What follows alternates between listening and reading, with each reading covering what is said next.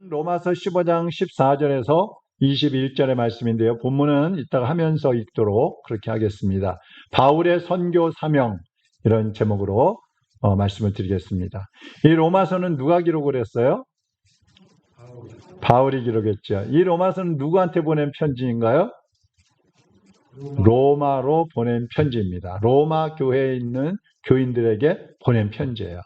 그러니까 로마에 가기 전에 먼저 편지를 보낸 거예요. 이 로마에는 바울이 가기 전에 이미 교회가 있었어요. 교회가. 그거 이상하다. 어떻게 선교사들을 파송한 적도 없는데 교회가 생겨났을까? 아마도 이제 그 예수님 승천하신 후에 오순절 마가다락방에서 제자들이 기도하다가 성령을 받잖아요. 그리고 성령을 받고 나서 나가서 복음을 전하기 시작합니다. 막 방언도 하고 뭐 예언도 하고 막 성령 충만해가지고 막 복음을 전하니까 그때 사람들이 핍박을 시작하는 거예요. 그래서 예루살렘에 막 핍박이 심해가지고 사도행전에 보면 사도들 외에는 다 예루살렘을 떠났다 그랬어요. 핍박을 피해서 다 떠나버린 거예요. 그때 떠나갔던 사람들 중에 흘러 거기까지 가서 복음을 전하지 않았을까. 이런 한 가지의 추측이 있고요. 또 한 가지는 이 예루살렘에 예배를 드리러 왔던 사람들 혹은 장사로 왔던 사람들 여러 가지 일을 보러 왔던 사람들이 복음을 듣고 돌아가서 자기들이 살던 지역에 가서 복음을 전했다는 겁니다. 그래서 교회가 세워졌다는 거예요. 그래서 우리가 선교라고 하면 뭐 농어촌이나 오지에 가가지고 먹을 거 나눠주고 옷도 나눠주고 뭐 약품을 나눠주고 막 이런 것으로 선교를 생각해요. 그런데 중요한 것은 지금 이 시대의 복음은 복음을 가장 잘 전할 수 있는 방법이 뭔가 이걸 찾아야 되고요. 그 다음에 복음을 효과적으로 선교를 효과적으로 할 수 있는 그러한 장소가 어디인가 이걸 찾는 게 굉장히 중요해요. 그래서 캄보디아는 지금 이 시대에 캄보디아는 아주 그 세계로 특별히 동남아시아, 아시아 지역으로 복음을 전파하는데 아주 좋은 그러한 지역으로 여겨지고 있어요. 왜냐하면 기독교에 대해서 핍박을 안 해요. 아직까지 방해를 안 해요. 그렇기 때문에 얼마든지 선교사들이 들어가서 복음을 전할 수가 있고 또 이 신학생들이나 제자들을 훈련시켜가지고 파송을 할 수 있는 나라가 캄보디아예요. 아직까지는 좋다는 거죠. 그런 식으로. 그래서 이 바울 당시에도 우리가 많이 들어봤잖아요. 세계는 로마로, 로마는 세계로 이렇게 연결된다는 말이 그 정도로 이 로마가 발달이 되어 있었어요. 그때도. 그래서 세계의 중심이 되어 있었다는 거죠. 저는 아직 로마를 못 가봤는데 로마에 지금 가면은요. 2000년 전 이 사도 바울이 복음 전하러 다닐 때에 만들어졌던 그 길, 이 돌로 깔았다 그래요. 길을. 근데 그 길이 지금도 있대요. 그때 그 돌이 지금도 그대로 깔려 있다는 거예요. 신기해요. 한번 가봤으면 좋겠어요. 여러분도 한번 가보시기 바랍니다. 그러니까 여러분들 좀 꿈을 가지세요. 나도 성지순례 한번 가봐야 되겠다. 돈을 모아가지고 성지순례 가는 거예요. 사도 바울은 1차에서 3차 선교 여행까지 했는데 세계 선교를 하기 위해서는 반드시 세계로 연결되어 있는 로마로 가야 되겠다. 이 꿈이 사도 바울 속에 꽉 차 있었어요. 그러니까 지금 이 유럽과 세계에 기독교가 자리 잡을 수 있었던 것은 바울 당시에 로마로 가서 복음을 전했기 때문이라는 겁니다. 그 정도로 로마가 중요한 지역이었다는 거죠. 지금은 뭐 먹을 것만 줘가지고는요 선교가 안 돼요. 왜냐하면 나라들이 복지 정책을 다 하잖아요. 아주 어려운 나라들 아니면 복지 정책을 해가지고 먹을 거, 입을 거, 뭐 좀 못 사는 사람들 도와주고 이런 건 대부분 한단 말이죠. 그러니까 먹을 거, 입을 거 줘가지고는 선교가 안 되는 거예요. 지금은. 그럼 지금은 어떻게 해야 되느냐? 복음을 전했으면 그 복음을 받아들인 사람들을 일꾼으로 훈련을 시키는 거예요. 일꾼으로.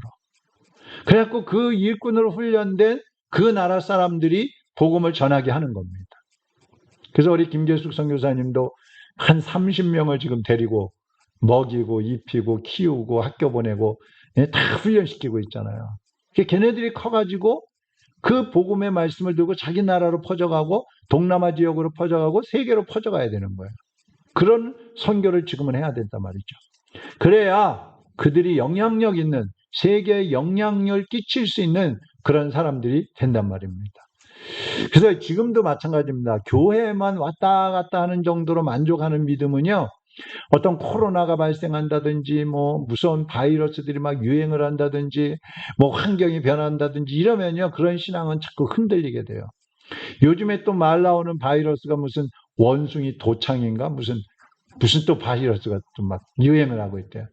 원숭이한테 사람한테 올리고, 원숭이한테서 사람한테 옮고, 사람한테서 짐승들한테 옮길 수 있다는 거야. 사람이 걸리면 집에서 키우는 개한테도 옮겨질 수 있다는 얘기야. 그 또 생기는 거예요. 근데 과학자들이 말하는 건 그 정도가 아니에요. 지금 지구온난화 때문에 북극에 얼음이 다 녹고 있잖아. 빙하가 다 녹고 있잖아. 빙하. 그 빙하 속에 수많은 바이러스들이 꽁꽁 얼어 있었거든요. 지금까지. 근데 이 빙하가 녹으면서 바이러스들이 다 활동을 시작해 버리는 거예요. 그러면 세계에 무서운 이 코로나보다도 더 무서운 질병들이 유행할 수 있다는 얘기가 나오고 있는 겁니다. 왜 여기까지 왔나?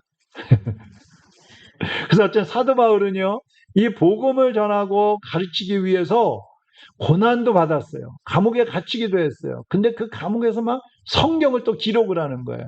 그래갖고 보내는 거예요. 예. 그래서 로마서는 사도 바울이 나는 반드시 로마에 가야 돼. 이런 꿈이 있었지만 내가 혹시 로마에 가지 못할 수도 있겠다. 막 고난을 많이 당하니까. 그래서 로마서를 먼저 기록을 해가지고 로마로 보낸 겁니다. 근데 놀라운 것은 이 로마서가 세계를 깨웠다는 거예요. 일깨웠다는 거예요. 자, 그러면 이 로마 교인들의 모습이 어떠했나? 그들의 신앙. 아직 사도 바울이 가기도 전인데 그들의 신앙이 어땠나 한번 보세요. 14절 한번 이제 같이 읽어봅니다. 시작. 내 형제들아, 너희가 스스로 선함이 가득하고 모든 지식에 차서 능히 서로 권하는 자임을 나도 확신하노라. 아멘. 아멘. 이 로마 교인들의 그 모습이 어땠냐면 이미 선함이 가득하다. 선함. 이 선함이라는 거는 본래 하나님의 뜻대로 사는 게 선함이거든요. 그러니까 이 로마 교인들에게 선함이 가득 차다. 선한 행실이 가득 찼다는 말은 이 사람들이 이미 믿음으로 살고 있었다는 얘기예요. 믿음으로. 그러니까 로마 교인들은 바울이 가기 전부터 믿음으로 잘 살고 있었던 거예요. 본이 되는 삶을 살고 있었던 거예요.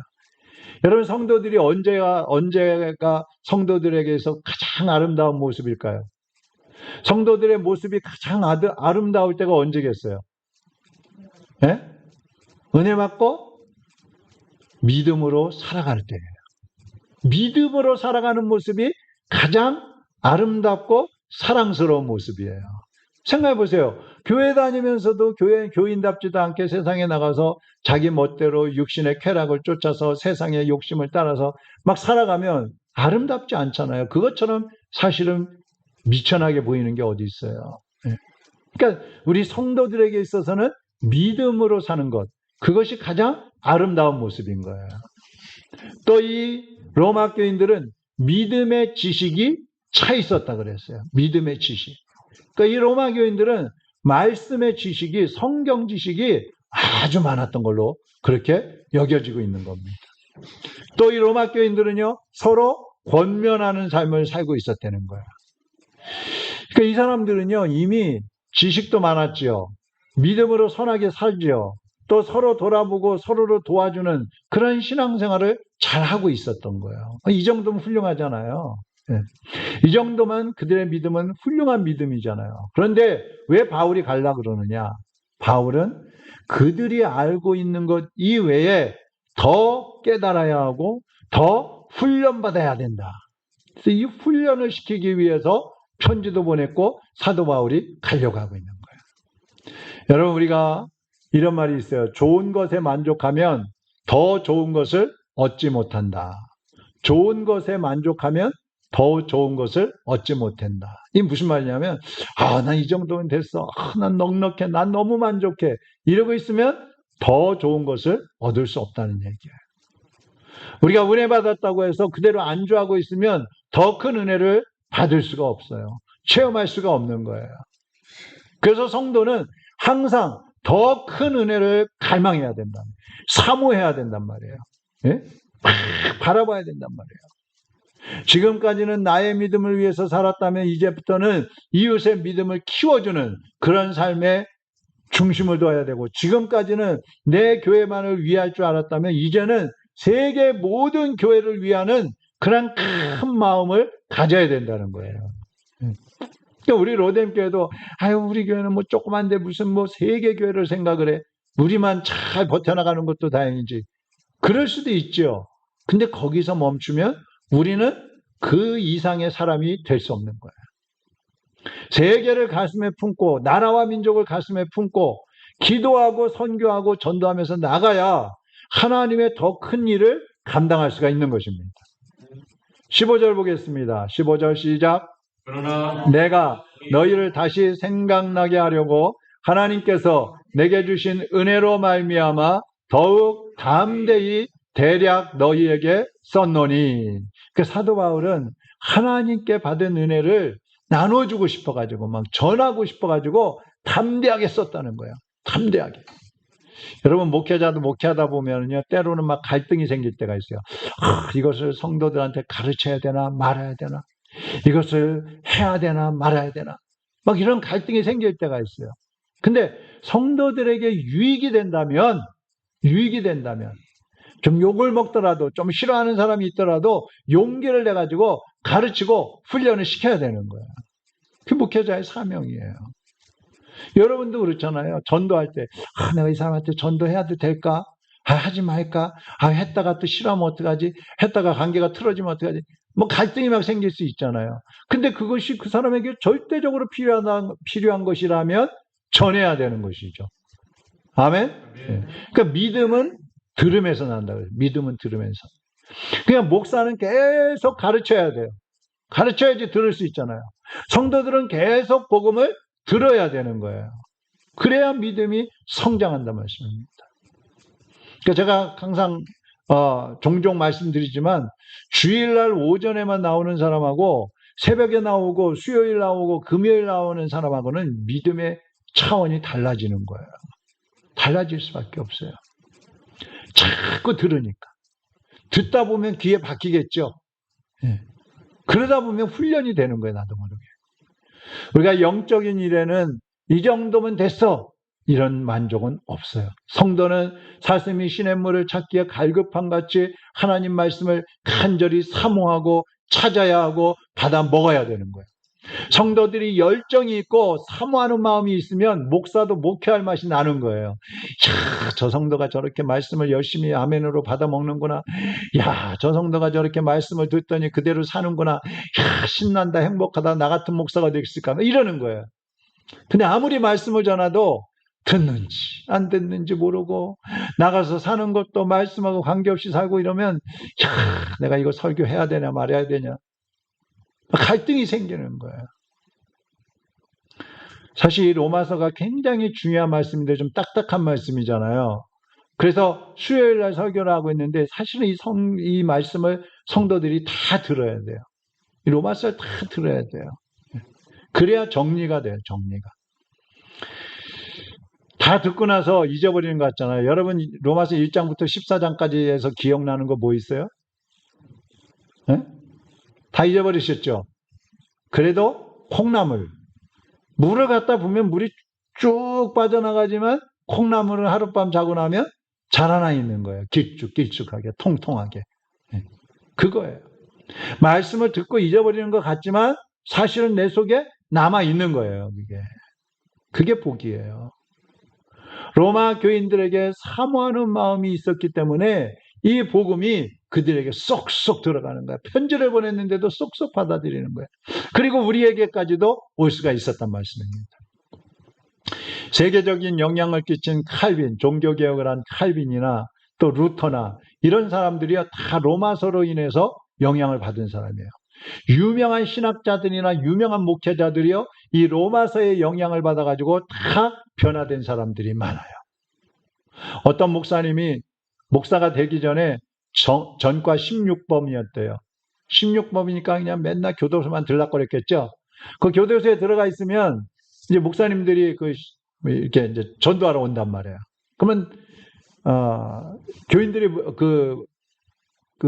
감옥에 있는 사람들 중에 예배 드리겠다고 하는 사람들이 강당에 모여요. 제가 지난번에 코로나 시작되기 전에 그 안양교도소에 갔더니 500명이 모였어. 500명 예배 드리는데. 우와. 그러니까 이 목사님도 감옥에 있어서 예배 드린다 그러면 갔대요. 그러면 가면은 막 먹을 것도 주고 막 그러니까. 근데 맨날 목사님들이 와서 하는 설교가 탕자 설교, 탕자. 회개하고 돌아와라, 회개하고. 그러니까 맨날 예배 드리러 가서 딱 듣다 보면, 그 다음엔 무슨 말 하겠구나. 그 다음엔 저 말이지. 이게 다 알게 됐다는 거야. 너무 자주 들으니까. 근데 어느 날 성령님이 역사하시는데 똑같은 말씀인데 거기서 이 사람이 꼬꾸라져 버리는 거야. 맞아. 내가 탕자구나. 정말 내가 진짜 탕자구나. 내가 회개해야 되는구나. 그러면서 눈물 콧물 흘리고 거기서 회개하고 목사가 됐다는 거야. 그러면 복음은 여러분들 설교 듣다 보시면 그럴 거예요. 아이고 우리 목사님 또 저거 설교하는구나. 저거 다음엔 이거야. 아마 다 아는 분들도 있을지 몰라요. 그런데 아는 게 중요한 게 아니잖아요. 듣는 게 중요한 게 아니잖아요. 그게 내 속에 들어와야 되는 거죠. 나하고 꽝 부딪혀야 되는 거예요. 그래갖고 내가 바뀌어져야 된단 말이에요. 성령이 역사하면 그렇게 된단 말씀입니다. 그래서 복음은 자꾸 들어야지만 깨달아지고 변화가 되는 겁니다. 16절 읽어보겠습니다.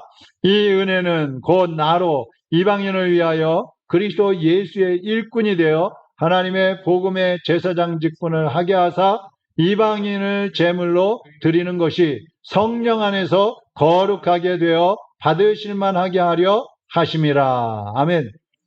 바울은요, 자기를 뭐라고 소개하고 있느냐 하면 나는 이방인들을 하나님께로 연결시켜주는 제사장이다. 이렇게 얘기를 하고 있어요. 이방인들, 사람들을 제물이라고 여기면 구약에서는 소나 양이나 짐승들 잡아서 제물로 하나님께 바쳤잖아요. 그 사람들을 제물이라고 한다면 그들을 구원해가지고 하나님께 순종하는 사람들로 만들기 위해서 하나님과 이방인들, 믿지 않는 사람들을 연결시켜주는 제사장이다. 자기를 그렇게 소개하고 있는 거예요. 그러면 사도 바울이 제사장이에요. 그럼 우리는 뭐였어요? 하나님 앞에 드려지는 제물이었다는 얘기예요. 우리는 제물이에요. 그 제물로 살아야 돼요. 제물은 어떻게 해야 합니까? 하나님께 드려지는 거예요. 드려져요. 제물이 된다는 말은 순교한다는 말이 아니에요. 옛날에 제물들은 다 죽여서 하나님께 바쳤지만 지금은 순교하는 게 아니라 살아서 주님을 위해서 사는 거예요. 제물은 주인을 위해서 사는 거예요. 나를 위해서 사는 거는 아직까지 제물이 살아있다는 얘기예요. 내 감정, 내 욕심, 내 지식, 내 교만이 살아있는 거예요. 그것은 제물이 아니에요. 제물은 죽어야 돼요. 순종해야 돼요. 오직 하나님께 나 자신을 드려버려야 되는 거예요. 말도 행동도 다 주님이 기뻐하시는 그런 말을 하고 행동을 해야 된다 말씀입니다. 아멘? 근데 유대인들은 이 복음을 받아들이지 않았잖아요. 그리고 바울을 막 핍박하고 배척했잖아요. 그 결과 이방인들에게 이 복음이 간 거예요. 우리에게 왔다 이 말이에요. 그 얼마나 우리가 복받은 사람들입니까? 여러분도 말씀을 듣는 것을 소홀히 하지 마시고 훈련받는 것을 게을리하지 마세요. 힘을 쓰세요. 기회만 있으면 들으시고 기회만 있으면 훈련을 받으세요. 그래서 저는 자랑은 아니지만 정말 학생 때부터 교회 갈 수 있으면 빠지지 않고 갔어요. 빠지지 않고. 수요일이든 금요일이든 주일 오전이든 오후든 뭐 빠지지 않고 가고 다 기록을 했어요. 물론 나중에 다 보지는 않았지만 설교 들으면서 다 쓰는 거야. 근데 그게 나중에 남더라 이 말입니다. 믿음으로 깨어있는 사람은 좋은 것만 보여요. 예? 어떤 사람들은 교회 다니면서도 매사에 막 비판적이고 불평적인 사람들 있잖아요. 이 사람들은 영의 눈이 멀어 있는 거예요. 보질 못하는 거예요. 믿음이 열려 있는 사람들은 범사에 감사할 줄 알고요. 칭찬거리가 자꾸 보이는 거예요. 예? 그래서 성도님 참 이거 멋있어요. 참 잘하셨어요. 아, 참 훌륭하십니다. 어떤 사람은 아유, 저 집사는 맨날 저 꼴이야. 아이고, 우리 목사님은 왜 맨날 저 모양이야. 비판, 원망, 불평만 하는 거예요. 눈이 가려 있는 거예요. 좋지 않은 것만 보이는 거예요. 여러분, 야고보서에 보면 마귀가 하나님을 안다 그랬잖아요. 하나님을 알아요. 근데 왜 안 믿어? 삐딱해 항상 보는 게. 그러니까 하나님에 대해서도 대적하는 대상으로 보고 사람들을 하나님으로부터 끌어내리려고 하는 거예요. 그러니까 못 믿는 거예요. 그러니까 성도들도 5년을 다녀도 믿음이 안 들어가고 10년을 다녀도 믿음이 안 들어가고 20년을 다녀도 믿음이 안 들어가는 사람들이 있어요. 지식은 많이 들어가서 잘 알아. 근데 믿음이 안 들어가 있는 사람들이 있어요. 결국은 이 사람들은 실족합니다. 실족해요. 여러분, 믿음이 들어가야 돼요. 영의 눈이 열려야 돼요. 네. 그러기 위해서는 따라하겠습니다. 하나님께 제물로 나를 드리자. 드려야 돼요. 그래야지만이 사는 거예요.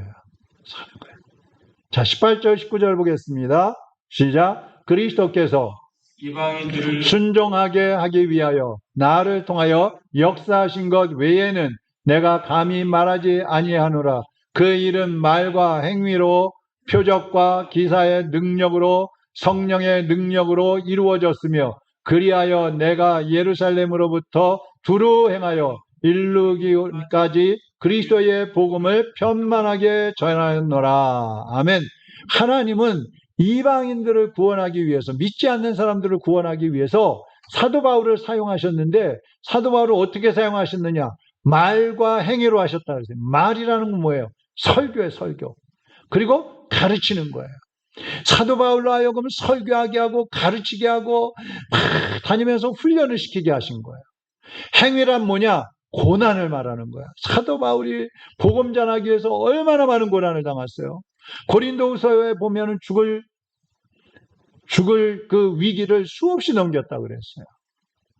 사도 바울이 편지를 보내고 가르치고 또 설교를 하고 고난을 당하면서 또 기적과 능력을 행하기까지 했는데 이거는 다 성령님의 은혜인 거예요. 성령의 능력으로 가능했다. 이렇게 고백을 하고 있는 겁니다. 사도 바울은 이방인들에게 구원의 복음을 전하는 그러한 축복의 통로로 쓰임받았어요. 여러분도 저도 복음을 전달하고 가르치는 축복의 통로가 되시기를 주님의 이름으로 축원합니다. 그 사도행전 2장 13절에 보면요, 이런 말씀이 있어요. 또 어떤 이들은 조롱하여 이르되 그들이 새 술에 취하였다 하더라. 뭐에 취했대요? 술에 취했어요. 마가다락방에 가서 막 성령을 받았거든요. 그러니까 막 와갖고 그냥 방언도 하고 예언도 하고 막 능력도 행하고 막 사람들이 모였는데 나와서 막 전하니까 사람들이 저 사람들 술 취했네. 아유, 저것들 대낮부터 어디서 술 먹고 와가지고 저 짓거리 하는 거야. 그때가 오전 9시야, 오전 9시. 근데 아침부터 술 먹는 사람 어디 있어요? 그러니까 베드로가 말하는 거야. 우리가 술 취한 게 아니다. 우리는 성령의 능력을 받은 거다. 그러면서 요엘 선지자, 구약의 요엘 성경이 있어요. 요엘 선지자가 했던 말씀을 인용해서 이렇게 말합니다. 한번 보세요. 사도행전 2장 16절에서 19절인데 교독을 하겠습니다. 이는 곧 선지자 요엘을 통하여 말씀하신 것이니 일러스되 하나님이 말씀하시기를 말세에 내가 내 영을 모든 육체에 부어주리니 너희의 자녀들은 예언할 것이요 너희의 젊은이들은 환상을 보고 너희의 늙은이들은 꿈을 꾸리라. 그때에 내가 내 영을 내 남종과 여종들에게 부어주리니 그들이 예언할 것이요 또 내가 위로 하늘에서는 기사를 아래로 땅에서는 징조를 베풀리니 곧 피와 불과 연기로다. 아멘. 이 벌써 수백 년 전에 요엘 선지자가 예언을 했는데 그것이 마가다락방에서 그대로 이루어진 거예요. 성령이 임하니까 막 예언을 하고 꿈을 꾸고 환상을 보고 기적이 막 일어나는 거예요. 이걸 베드로가 증거하고 있어요. 우리 성도들이 고난을 당하고 순교하면서까지 복음을 전하고 또 성령의 능력으로 기적이 막 나타나는 것을 보면요. 일반 사람들은 이상하다 그래요. 아유, 저 사람들 왜 저렇게 고통당하면서까지 예수를 전해? 저 사람들은 왜 죽으면서까지 예수를 전해? 이렇게 이상하게 생각해요. 그런데 복음은 사람을 변화시키고 세상을 뒤집어 놓는 게 복음이에요. 이게 성령의 역사예요. 그래서 세상 사람들이 뭐라고 하든 말든 우리는 증거하는 겁니다. 그러니까 어디서든지 말씀이 살아있고 성령의 능력이 나타나면 생명의 역사가 일어나는 거예요. 생명이 막 살아 일어나는 거예요. 가족과 지역이 전도가 되어지는 거예요. 세계 선교가 막 일어나는 거예요. 네. 고린도후서 12장에 보면요, 사도 바울은 나는 연약하지만 성령의 역사로 내가 복음의 능력을 행하고 있다, 이렇게 얘기를 하고 있어요. 복음은 생명입니다. 복음은 능력입니다. 다른 말로 하면 예수님은 생명입니다. 예수님은 능력입니다. 할렐루야! 예수님이 복음이에요. 자, 마지막 20절, 21절 읽겠습니다. 시작. 또 내가 그리스도의 이름을 부르는 곳에는 복음을 전하지 아니하기를 힘썼노니 이는 남의 터 위에 건축하지 아니하려 함이라. 기록된 바 주의 소식을 받지 못한 자들이 볼 것이요 듣지 못한 자들이 깨달으리라 함과 같으니라. 바울은요 이렇게 말하는 거야. 나는 이미 교회가 있고 이미 복음을 들은 사람들한테는 복음을 전하지 않습니다, 이 말이에요. 근데 이미 로마에는 교회가 있었잖아요. 근데 바울이 거기에다가 로마서를 막 써서 보내고 또 거기로 가려고 하잖아요. 그거는 그 사람들에게 가서 전도해가지고 바울 편을 만들려고 그러는 게 아니에요. 그들을 더 교육하고 더 훈련시켜서 단단한 하나님의 일꾼으로 세우러 가려고 하는 겁니다. 오늘날 선교지에 보면은요, 선교사들이 너무 많아가지고요, 막 경쟁을 한대요. 경쟁. 그러다 보니까 부작용이 생기는 거예요. 근데 그러면 선교사를 보내지 말아야 되느냐? 그건 아니에요. 막 이렇게 밀집이 되어 있는 거야, 한 지역에. 주로 이 도시 지역에. 근데 캄보디아에도 가면은요, 한 마을에 사람들이 이제 막 전도를 해갖고 교회를 나오잖아요. 그러면 이제 여기 예를 들어서 여러분이 이제, 제가 선교사로 가갖고 전도를 해서 여러분 이제 교회 나왔어요. 그러면 이 교회에서 이제 사진을 막 찍어. 우리 교회 이렇게 교인들이 나온다고. 근데 또 저 고양동에 갔다가 교회를 또 하나 개척을 했어. 거기다가 또 여러분을 데려가고 또 예배를 드리면서 또 사진을 찍는 거야. 사람은 다 똑같잖아요. 숫자만. 그래갖고 나는 여기도 개척했고 저기도 개척했고 여기도 교회가 있고 저기도 교회가 있고 교인들이 이렇게 많이 모입니다. 이렇게 선교비를 막 모은다는 거야. 그런 사람들이 많이 있어요. 이게 문제죠, 문제. 우리 교회에서 가신 우리 김계숙 선교사님이나 양용원 선교사님이나 또 우리 강영순 선교사님 이런 분들은 뭐 잘하고 계시죠. 네, 이 사도 바울이 이렇게 복음을 나는 다른 사람이 복음을 전한 그런 터 위에다가는 복음을 전하지 않는다. 이 말은요, 오늘날 우리 침례교가 그랬어요. 침례교가 1889년도에 처음 이제 이 조선으로 왔거든요. 페닉 선교사라는 분이. 근데 이분은 다른 그 장로교, 감리교 이런 데가 이미 이 남한 지역에 많이 퍼져 있었기 때문에 저 북간도에 가서 전도했어요. 북간도. 그래서 원래 침례교는요, 북쪽에 많이 있었어요. 근데 이게 북한이 그냥 공산화되면서 다 없어지고, 예. 그래서 남한에는 지금 침례교가 굉장히 약하죠. 그래서 그런 이유인 겁니다. 참 훌륭한 거예요. 근데 지금은 어때요? 교회들이 막 서로 그냥 경쟁하고 교인들 빼앗아 가려고 그러고 막 그러잖아요. 여러분, 다른 교회 다니는 사람한테는 절대로 전도하지 마세요. 우리 교회 오라고 그러지 마세요. 아멘 하세요. 교회 안 다니는 사람만 모시고 오세요. 교회 다니다가 막 몇 달씩 안 가고 이제 교회 안 나간다고 하는 그런 사람들은 데리고 오세요. 근데 나가고 있는 사람은 절대로 건들지 마세요. 어떤 사람들 막 우리 교회 교인들도 막 빼앗아가고 그러더라고요. 그것도 큰 교회에서. 이게 뭐 하는 짓이에요? 도둑질. 자, 자, 우리도 이제 예수님 안에서 믿음을 바로 하고 주님이 원하시는 삶을 살아야 우리도 살고 다른 사람의 영혼도 살릴 수가 있는 것입니다. 우리 로뎀교회 성도들은, 적어도 이 말씀을 들은 여러분들은 듣는데 힘을 다하시고 말씀을 사모하시고 성령의 능력을 사모하시고, 그리고 하나님이 원하시는 대로 깨끗하고 정직하게 복음의 증인으로 사셔서 여러분도 살고 우리 교회도 성장하고 다른 영혼들도 구원받는 놀라운 역사를 이루게 되기를 주님의 이름으로 축원합니다. 하나님 아버지 감사합니다. 하나님께서 사랑하시는 우리 로뎀의 성도들, 오늘도 주님의 말씀을 들었습니다. 이 말씀이 우리 마음판에 새겨지게 하시어서 우리의 삶이 더 풍요로워지게 하시고 더 많은 영혼들을 주님께로 인도하는데 우리 모두가 쓰임받게 하여 주시옵소서. 먼저 우리가 믿음으로 굳건히 세워지고 성숙된 믿음으로 일어나게 하여 주시옵시고, 많은 영혼들을 훈련시키고 성장시켜서 하나님께 영광 올리는 제사장의 직분을 다할 수 있는 주님의 일꾼들이 되게 하여 주시옵소서. 돌아가는 발걸음도 인도하시고 또 함께 만날 때까지 주님이 동행하여 주시어서 악에 걸리지 않게 하시고 시험에 걸리지 않게 하시고 질병 사고에 걸리지 않도록 붙잡아 주시옵소서.